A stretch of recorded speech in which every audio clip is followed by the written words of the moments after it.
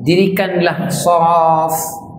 Dirikanlah saf. Saf ni maksudnya barisan. Wahadu bainal manakib, dan bahu mestilah bertemu dengan bahu. Maknanya dia punya rapat tu, bahu sebelah kanan dan kiri saya ni bersentuhan dengan bahu rakan saya. Wasuddul khalal, dan tutuplah longkang-longkang. Tutuplah ruang-ruang, tutuplah lompong-lompong. Sebab bila kita buat barisan, sama ada dalam askar, kalau kita kawat kat sekolah pun, memang kita akan tutup lompong-lompong. Walinu bi aidi ikhwanikum, dan berlembutlah, berlembutlah dengan saudara kamu. Wala tadharu furujatis syayatin, wala tadharu furujatin lisyaitan, dan janganlah kamu tinggalkan ruang untuk syaitan berdiri bersama dengan kamu. Jadi itu antara adab untuk menyempurnakan solat. Kalau kita solat dalam keadaan soft bengkang-bengkok, maka suatu hari Nabi pernah berkata, orang yang berdiri solat softnya bengkang-bengkok, itu tanda hati mereka juga bengkang-bengkok. Maknanya mereka dalam kampung tu tak bersatu, dia tak satu hati. Tapi kalau soft tu lurus, itu adalah tanda bahawa orang kampung ini, orang taman ini, hati mereka juga bersatu hati. Jadi dipamerkan dalam keadaan soft yang lurus. Jadi, kemudian syaitan ni, dia kalau boleh, dia tak nak kita buat amal. Kemudian kalau kita buat amal, dia nak pastikan kita buat amalan tanpa keikhlasan. Kalau kita dah buat dengan keikhlasan, dia akan cuba memastikan, dia akan mengganggu kita punya amalan dengan bisikan-bisikannya. Contohnya, setiap kali kita masuk rumah, kita buka pintu, kita tak baca bismillah, syaitan ikut kita. Bila kita makan, kita tak baca bismillah, syaitan makan dengan kita. Persoalannya, syaitan perlu ke tempat tinggal? Persoalannya, syaitan memerlukan ke makanan untuk hidup? Syaitan tak perlu makanan manusia. Syaitan tak perlu rumah tempat tinggal macam manusia. Cuma dia nak bersama makan dengan kita, dia nak tinggal bersama dalam rumah kita untuk menghancurkan, untuk menghilangkan ruh ataupun nur dalam kehidupan kita. So itu kadang-kadang anak tak dengar cakap ayah, isteri pun degil dengan suami, suami pun kadang-kadang suka tengking, marah-marah isteri. Kerana apa? Kerana syaitan hidup dengan kita. Itu kalau satu hari. Kalau hari-hari syaitan duduk dengan kita, lepas tu kita pun tak baca Quran dekat rumah, kita tidak menghalau syaitan dengan ayatul kursi, lama-lama rumah kita tu nampak macam rumah manusia, tapi dipenuhi dengan syaitan. Dekat dapur syaitan, dekat tandas sasarlah syaitan, dekat atas katil kita pun syaitan, bilik anak kita pun syaitan. Dan syaitan ni jijik makhluk dia. Syaitan ni satu ciptaan jin kan. Jin ni hodoh, telinga tajam macam kuda, hidung macam khinzir, atau ada taring dia, jijik, hodoh.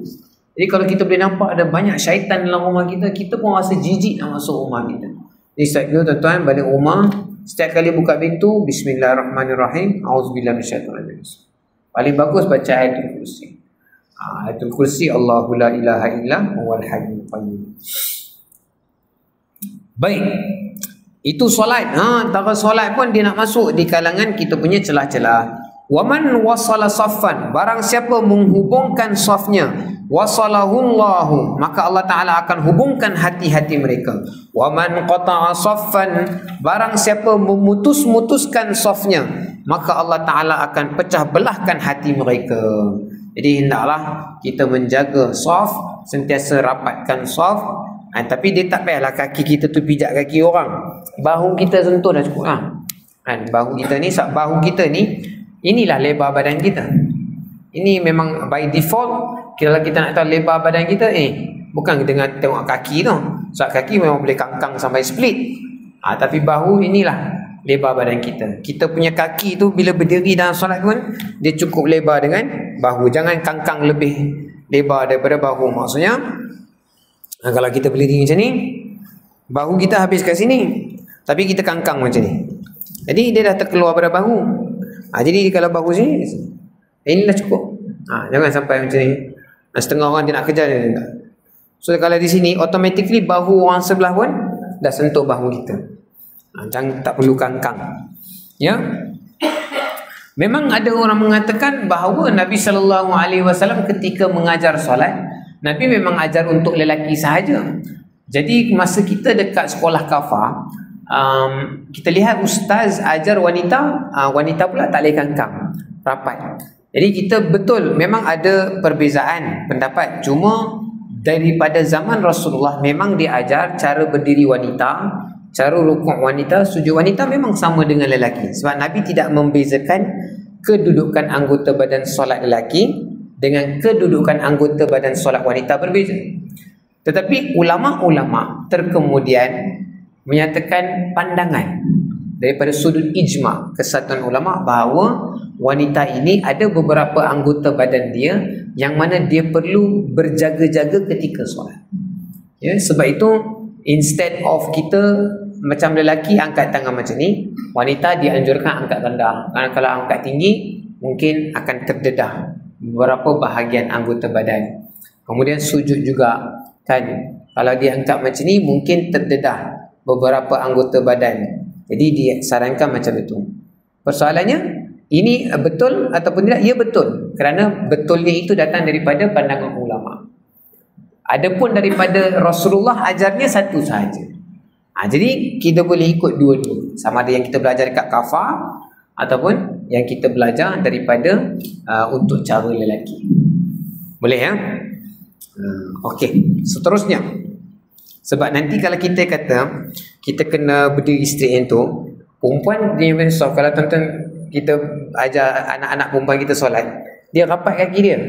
Saya pun tanyalah, ni kamu macam mana kamu berdiri rapat macam ni? Jadi katalah ustazah ajar. Jadi kita pun fahamlah, oh mana ustazah di Malaysia. Untuk wanita dia mengambil pandangan ulama Nusantara, di mana wanita ini dia merapat-rapatkan beberapa anggota badan.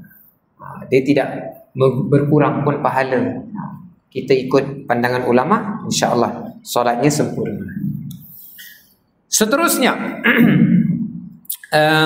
hadis seterusnya diriwayatkan oleh Anas radhiyallahu anhu. Matanya berbunyi, wa an Anasin radhiyallahu anhu anna Rasulullah sallallahu alaihi wasallam russu sufufakum, rapatkanlah, luruskanlah saf kamu, wa qaribu bainaha, dan rapatkan saf kamu, wa hadhu bil a'naq. Jadi kamu punya tengkuk-tengkuk ni pun lurus sama. Maksud solat ni, bila kita solat, dia kata, mazhab Syafi'i kata pandang tempat sujud. Tetapi untuk memandang tempat sujud, tuan-tuan tak perlu macam ni. Dan kalau tuan-tuan tunduk macam ni, ini dah tak berdiri betul. Sebab tengkuk dah patah. Dia mestilah tengkuk itu straight. Kalau tuan-tuan bayangkan belakang tuan-tuan ada dinding, diri kat dinding tu rapat macam tu. Jadi untuk memandang tempat sujud tak perlu kita nak macam tu. Sebab macam ni pun kita dah boleh jeling ke arah tempat sujud. Jadi tak perlu Allahu Akbar, Bismillahirrahmanirrahim, Allahu Akbar. Dan ramai orang takbir dia macam ni, Allahu Akbar. Dia tahu ni tak? Takbir itu dia mula sini, habis ni Allahu Akbar. Ini landing. Lafaz takbir tu kat sini dah habisnya. Tapi ini saja perkongsian, bukan kalau tak buat tu salah. Lafaz takbir Allahu Akbar, ini landing. Dia bukan Allahu Akbar, Allahu Akbar. Ini yang dipanggil takbiratul ihram. Takbir yang mengharamkan saya untuk makan, takbir yang mengharamkan saya untuk cakap, takbir yang mengharamkan saya untuk minum, takbir yang mengharamkan saya untuk bergerak lebih-lebihan. Ini itu ihram. Takbir yang mengharamkan kita daripada buat benda-benda yang tadi tu. Sekadar perkongsian juga. Jadi dia kata tengkuk tu lurus. Fawalladhi nafsi biyadihi inni la ara syaitana. Kemudian Nabi bersumpah, demi nyawa, demi zat yang mana di genggamannya adalah nyawaku, iaitu demi zat Allah, sesungguhnya aku nampak syaitan. Nabi SAW punya mukjizat, salah satu mukjizat Rasulullah, Nabi boleh nampak makhluk-makhluk gaib. Aku nampak syaitan yadkhulu min khalalis saffi, dia masuk di celah-celah saf. Ya, jadi kita perlu merapat-rapatkan saf.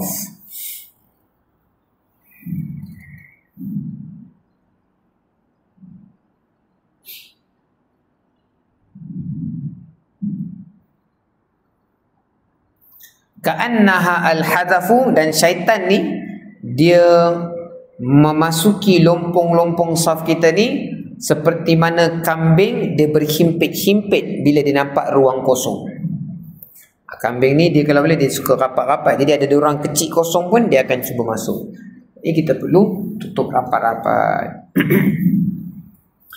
Seterusnya, wa an Anas radhiyallahu anhu anna Rasulullah sallallahu alaihi wasallam qala, daripada Anas radhiyallahu anhu beliau berkata, atimmus saffa al-muqaddam, sempurnakanlah, penuhkanlah saf yang depan dahulu. Penuhkan saf depan dahulu. Summal ladzi yalihi, kemudian di belakang dia, kemudian di belakang dia. Fama kana min naqsin falyakun fis saffil muakhkhar. Fama kana min naqsin falyakun fi saffil muakhkhar. Dan penuhkanlah saf hadapan sehinggalah saf yang terakhir juga sempurna. Baik, saf ni dia tidak ada tertib. Nak penuhkan kanan dahulu, katalah di saf kan. Jadi imam tu start, imam, makmum 2 orang. Jadi dia tak ada pun kaedah yang mengatakan okey, satu kanan, satu kiri, satu kanan, satu kiri. Dia jadi macam saya berkembang sama rata, dia tak ada. Ada yang menulis dalam kitab kanan kiri, kanan kiri, kanan kiri. Tapi tara you datang nak kejar imam punya bacaan Fatihah, takkan you nak kira ni kanan dah 3, kiri baru 3, so masuk kanan. Tara nak kira tu pun agak-agak. Ada yang mengatakan bahawa bagi kanan dahulu baru kiri dahulu. Ada yang menulis seperti itu. Itu sekadar pandangan para ulama, tapi tidak ada yang naratif ataupun narration daripada Rasulullah SAW sama ada nak penuhkan kanan dahulu atau kiri, atau kanan kiri, kanan kiri, kanan kiri. Itu antara adab ataupun tertib. Yang Nabi jelas bersabda, penuhkan saf depan dahulu. Jadi penuhkan saf, tak kira kanan atau kiri, yang penting saf pertama, kemudian belakang, belakang dan belakang. Dan tuan-tuan, pahala saf pertama tak sama dengan pahala saf kedua. Memang by default kita semua dapat 27 pahala. Solat berjemaah semua by default dapat 27 pahala. Kemudian kalau khusyuk kita lebih, kalau tadi kita jalan kaki daripada rumah, kita buat wuduk daripada rumah, beza pula pahala dia berbanding orang yang buat wuduk kat masjid. Beza pula orang yang masa solat dia khusyuk pandang tempat sujud saja berbanding orang yang solat pandang merata-rata.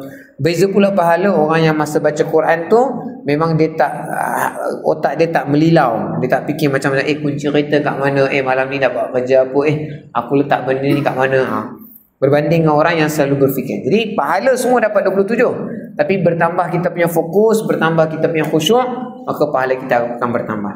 Plus point pula untuk orang yang solat di saf yang pertama, dia dapat pahala dan berlebihan. Sebenarnya pahala solat kita yang berjemaah ni semua tak dapat sama. Ada yang akan dapat lebih kerana saf depan, yang belakang dapat kurang sikit, yang khusyuk lebih dia dapat lebih, yang tak khusyuk ataupun pandang merata-rata dia kurang sikit. Tetapi kita manusia tidak boleh menghukum, hanya Allah Ta'ala sahaja yang boleh menentukan siapa yang dapat pahala lebih ataupun kurang. Baik.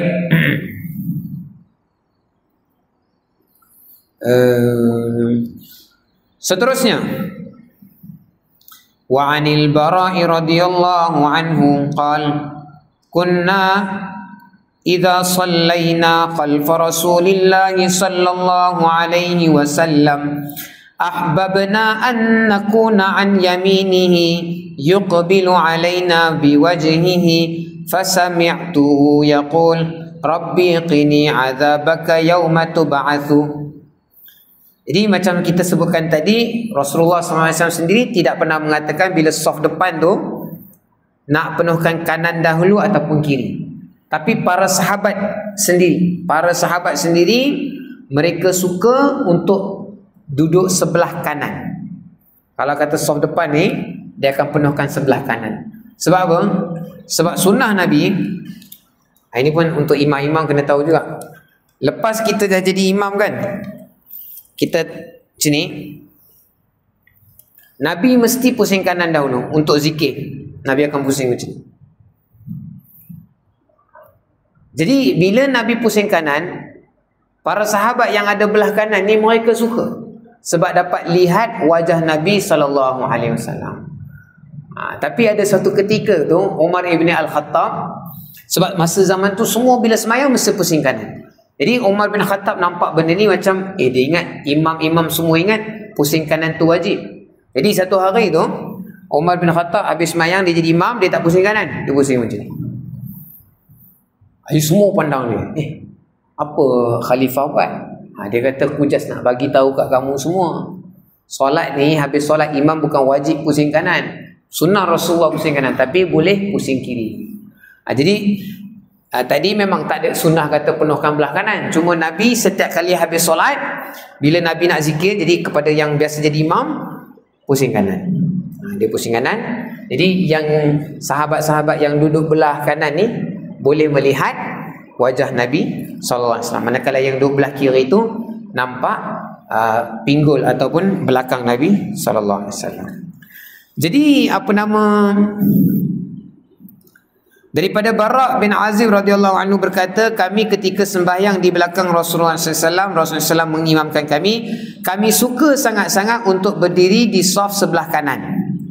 Kerana selepas yuqbilu alaina biwajhihi, kerana selepas Nabi SAW tamat solat, Nabi akan pusing ke sebelah kanan, kami dapat lihat wajah Nabi. Fasami'tuhu, kemudian saya dapat dengar Nabi membaca doa, Rabbi qini 'adzabaka yauma tub'ats, antara doa yang Nabi selalu baca selepas solat, ya Tuhanku, selamatkanlah aku daripada azab kamu di hari akhirat.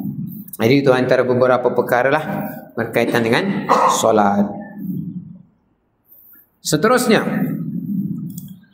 kita masuk bab baharu, babu fadli sunanir ratibah ma'al faraidi wa bayani aqalliha wa akmaliha wa bainahuma. Ini adalah bab kelebihan sunat rawatib. Sunat rawatib ni maksudnya sunat yang dia datang dengan solat-solat fardu. Macam kita sebut bahasa kita qabliyah, ba'diyah. Orang Arab dia sebut rawatib. Sunat rawatib. Hadisnya berbunyi, dan hadis ni diriwayatkan oleh salah satu daripada isteri baginda Muhammad sallallahu alaihi wasallam yang bernama Ummu Habibah. An ummil mu'minina ummi Habibata Ramlah binti Abi Sufyan. Nama isteri Nabi, nama sebenarnya adalah Ramlah, anak kepada Abu Sufyan. Abu Sufyan ni adalah suatu ketika dahulu masa dia kafir, dia musuh Nabi SAW dan dia adalah field marshal untuk peperangan Uhud. Sehingga Nabi SAW patah gigi dalam peperangan tersebut. Jadi anak dia Ramlah akhirnya bernikah dengan Nabi Muhammad SAW.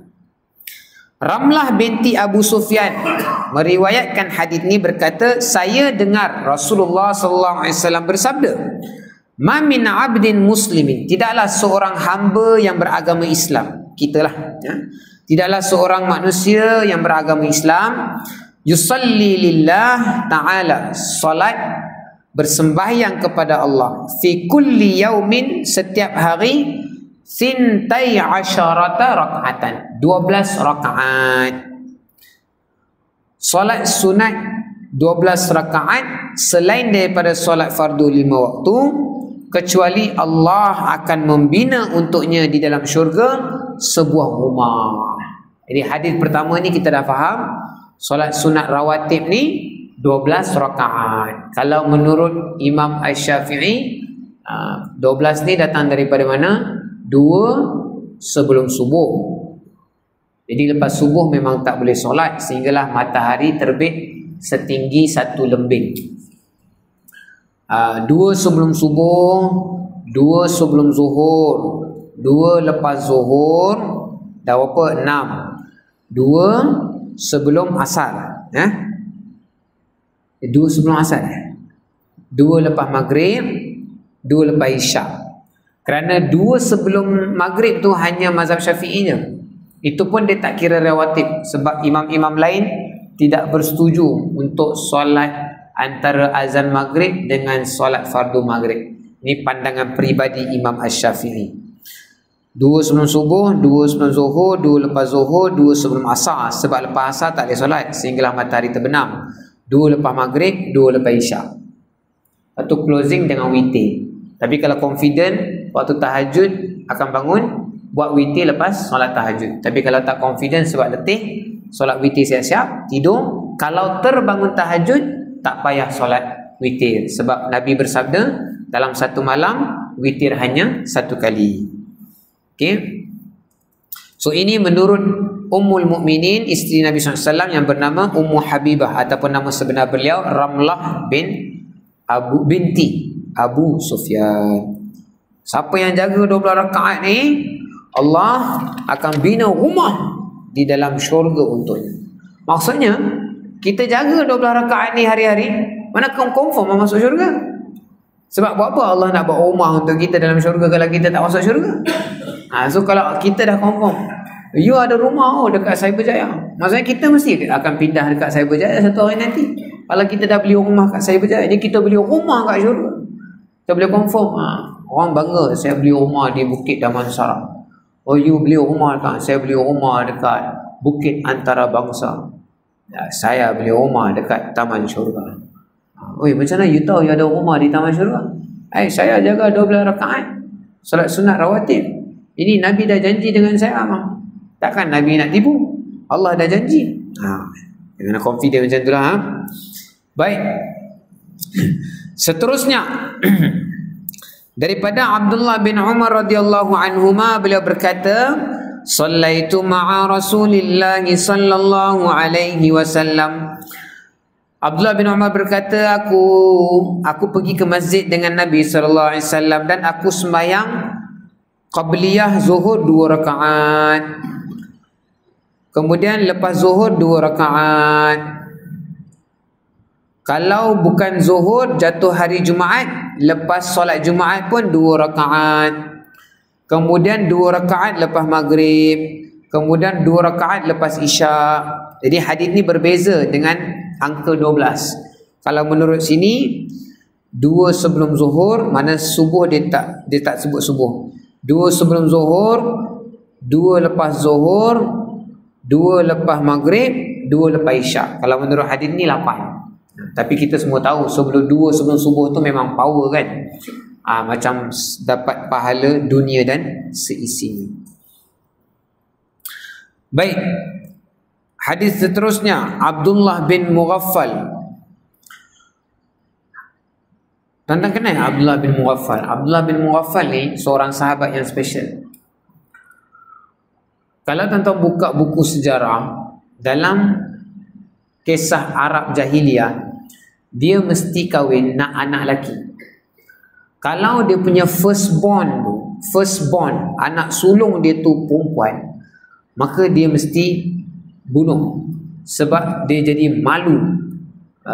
Anak sulung ni tonggak keluarga. Jadi kalau anak sulung tu perempuan, dia malu, dia akan merahsiakannya dan dia tanamlah, dia bunuhlah. Tak semestinya tanam hidup-hidup, dia akan bunuh. Sebab tak logik kalau semua anak perempuan dibunuh. Kalau macam tu keturunan Arab tak jalan lah. Ada anak sulung tu. Anak sulung tak boleh perempuan. Anak sulung mesti laki. Kalau kantoi anak sulung perempuan, dia akan cover line, dia sanggup senyap-senyap merahsiakan dan ni. Jadi itu Arab jahiliah punya cara. Golongan Syiah ni, dia reka cerita antara sahabat yang menanam anak mereka hidup ketika zaman jahiliah, dia saja memetik itulah Umar ibn Al-Khattab. Itu adalah tuduhan. Sebab mereka ni tak suka, selain daripada Syiah ni, selain daripada Ali radhiyallahu anhu, mereka benci tiga-tiga khalifah yang lain, sanggup melontarkan fitnah.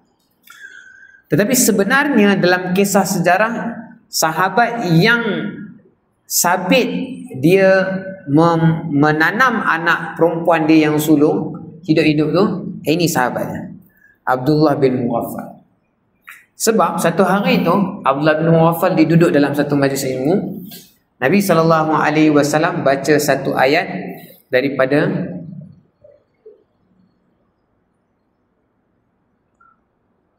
Ya ayuhan nasu ma gharraka bi rabbikal karim alladhi khalaqaka fasawwaka fa'adala fi ayyi suratin ma syaa rabbaka.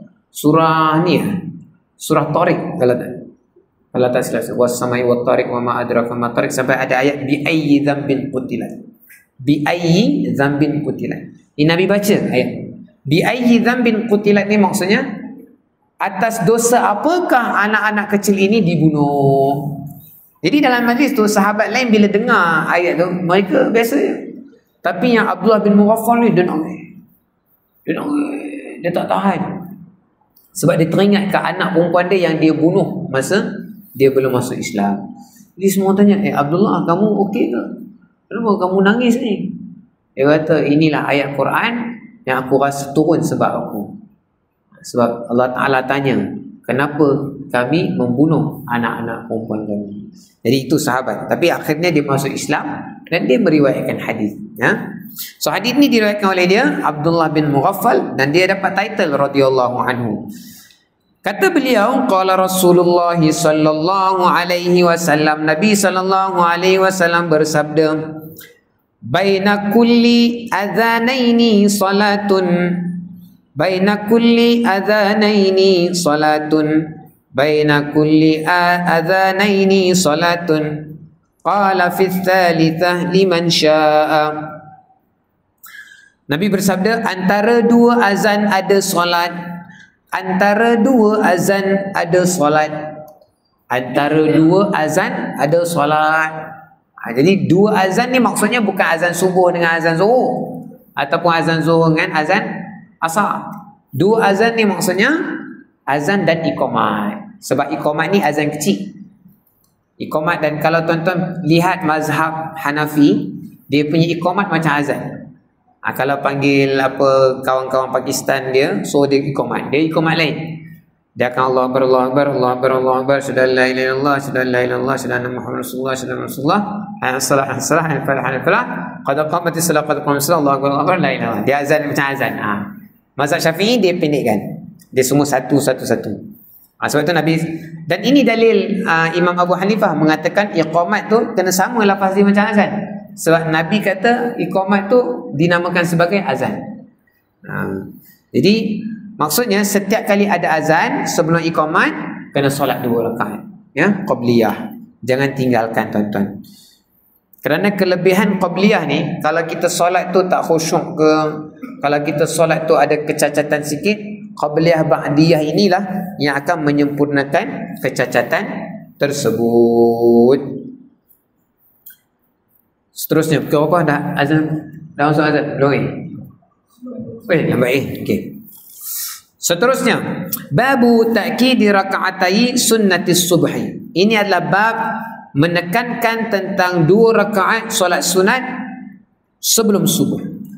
Wa an Aisyah radhiyallahu anha anna an-nabiy sallallahu alaihi wasallam, daripada Aisyah radhiyallahu anha, Nabi sallallahu alaihi wasallam dilihat melakukan la yad'u arba'an qabla adh-dhuhri wa rak'ataini qabla al-ghadati. Ada beberapa solat sunat yang qabliyah yang Nabi tak pernah tinggal seumur hidup. Sebab Aisyah duduk dengan Nabi SAW, dia akan lihat setiap hari perilaku Nabi SAW. 2 rakaat sebelum subuh solat sunat tu Nabi tak pernah tinggal seumur hidup. Seumur hidup ni maksudnya sama ada Nabi dalam keadaan mukim, sama ada Nabi dalam keadaan musafir, sama ada dalam keadaan aman, sama ada dalam keadaan perang, Nabi tak pernah tinggal solat sunat 2 rakaat sebelum subuh. Bukan sahaja itu, 4 rakaat solat sunat sebelum zuhur pun Nabi tak pernah tinggal seumur hidup. 4 rakaat.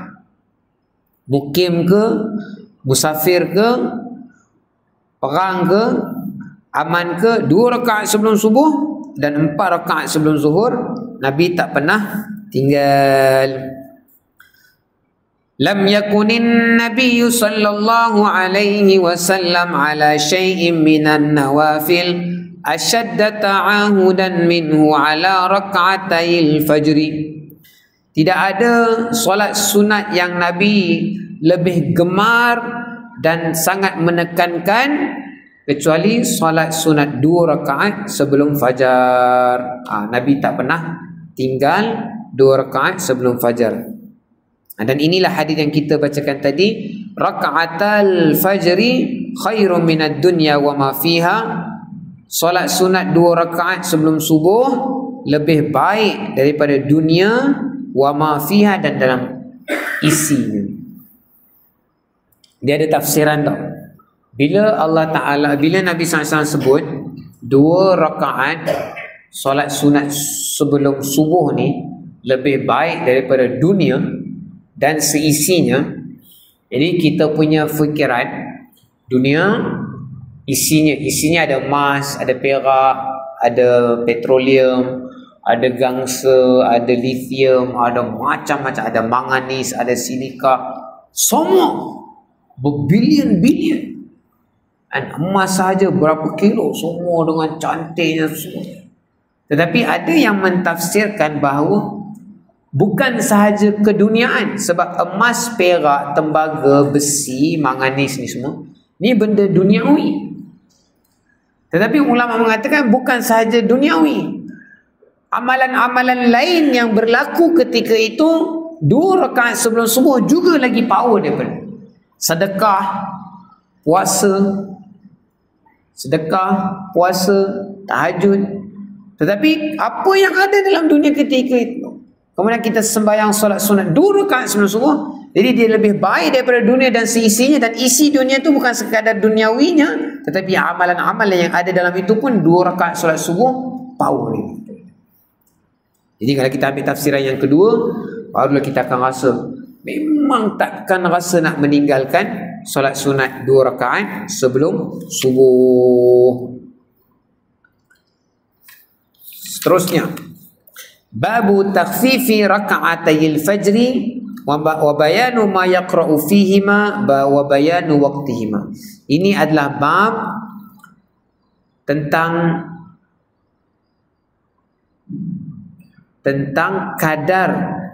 kadar panjang solat subuh 2 rakaat, apa yang nak kena baca dalam solat subuh, dan apakah waktu subuh yang sebenar, mula dan akhirnya.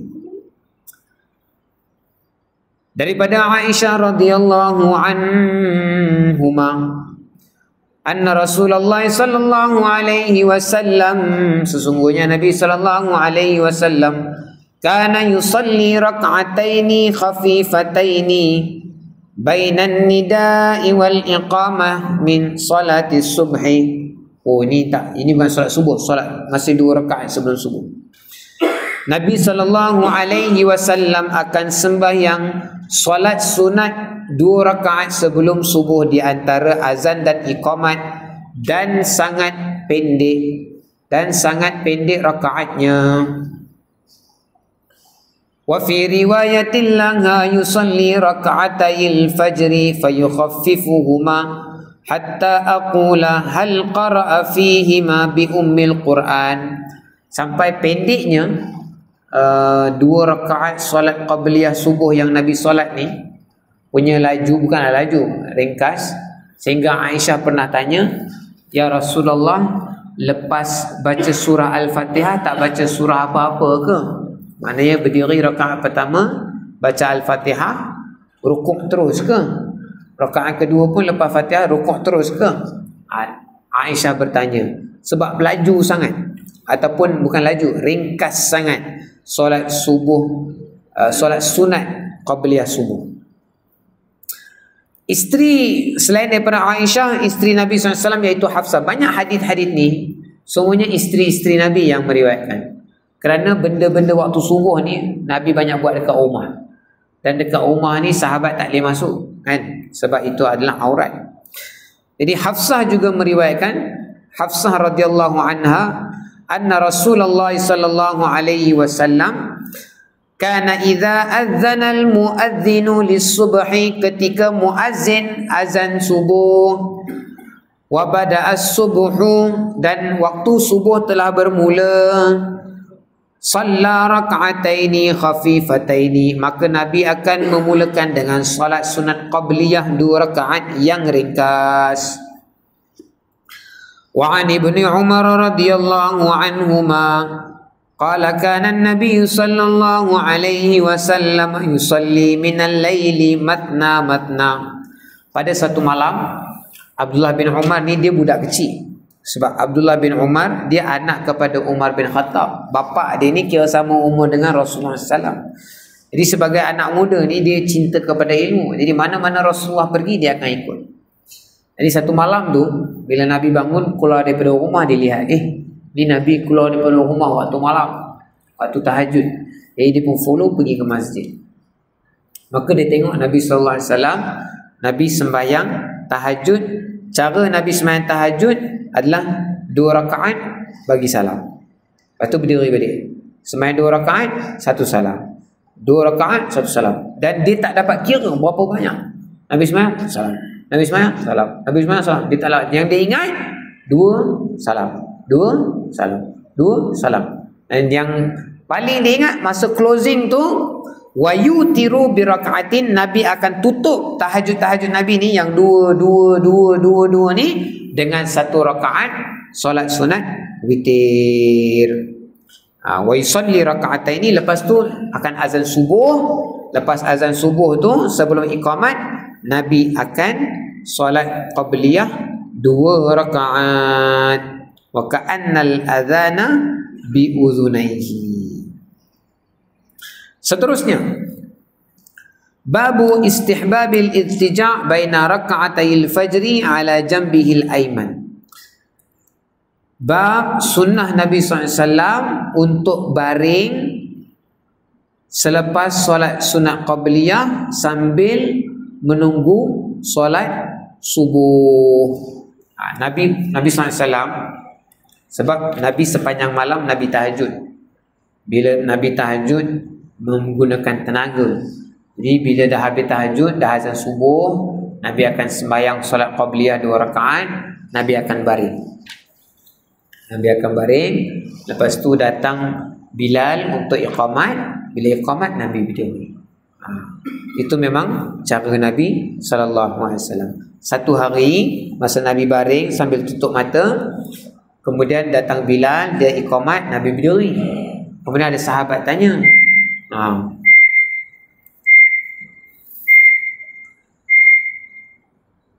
dia tanya, ya Rasulullah, ini tak buat wuduk ke? Dah baring tutup mata tadi. Kalau baring tutup mata, sebab Nabi baring macam ni, pinggul ataupun punggung dah lari. Bila punggung lari, papan punggung ni lari, batal lah wuduk. Maka dia kata, tak buat wuduk ke? Sahabat tanya, sebab sahabat nak belajar. Katanya kalau tidur papan punggung ni lari, kena buat wuduk. Kemudian Nabi bagi tahu, ini mukjizat aku. Namat ainaya walakin la yanamu qalbi. Mata aku tidur tapi hati aku tak tidur. Kalau kamu nampak aku tidur, itu aku tak tidur sebenarnya. Jadi aku tak macam kamu, kalau tidur batal wuduk. Aku punya tidur tidak membatalkan wuduk. Cuma Nabi buat wuduk tu untuk mengajar para sahabat yang lain. Jadi kita baca satu hadis yang last. Daripada Aisyah radhiyallahu anha, kana Nabi sallallahu alaihi wasallam idza shalla rak'atayil fajri, selepas Nabi solat sunat 2 rakaat qabliyah subuh, ittaja'a ala shiqqihil ayman, Nabi akan baring di lambung kanannya sambil menunggu Bilal datang untuk iqamat solat subuh. Tapi kita janganlah buat macam tu. Takut kalau kita baring terus kita landing time, dia hilang tu, tak bangun terus, tertinggal subuh. Itu sajalah cara Nabi SAW rehat. Jadi tuan-tuan, kita recap balik apa yang kita pelajari pada malam ini. Yang pertama kita pelajari tentang lurus. Kita berdiri soft tu, soft lurus, bahu sentuh bahu, kaki tu buka dia, buka setara bahu sahaja, jangan lebih keluar berbahu. Kemudian Nabi juga bersabda, tengkuk ni kena straight, right? Kemudian solat tu kalau boleh penuhkan soft depan dahulu. Kemudian para sahabat disuka berdiri, penuhkan bahagian soft depan belah kanan, sebab Nabi lepas solat Nabi akan pusing belah kanan, dia nak melihat wajah Nabi SAW. Kemudian Ummu Habibah, isteri baginda, mengatakan solat sunat qabliyah ba'diyah ni gabung semua ada 12. 2 sebelum subuh, 2 sebelum zuhur, 2 lepas zuhur, 2 sebelum asar, 2 lepas maghrib, 2 lepas isyak. Ada yang mengatakan 8. Kemudian Nabi SAW bersabda, barang siapa menjaga 12 rakaat ini, Allah akan bina rumah untuknya di dalam syurga. Kemudian akhir sekali Nabi SAW kalau sunat subuh qabliyah ni Nabi tak pernah tinggal, dan Nabi solatnya ringan-ringan sahaja. Oh, ni saya tertinggal. Rakaat pertama Nabi akan baca qul ya ayyuhal kafirun, rakaat kedua qul huwallahu ahad. Jadi mulai hari ni niat, lepas bila nak solat sunat qabliyah subuh tu 2 rakaat tu, lepas surah Al-Fatihah rakaat pertama baca qul ya ayyuhal kafirun, rakaat kedua baca qul huwallahu ahad. Sabit daripada Imam Tirmizi dan juga Imam Muslim. Sekian itu sahaja. Wabillahi taufiq wal hidayah. Assalamualaikum warahmatullahi wabarakatuh.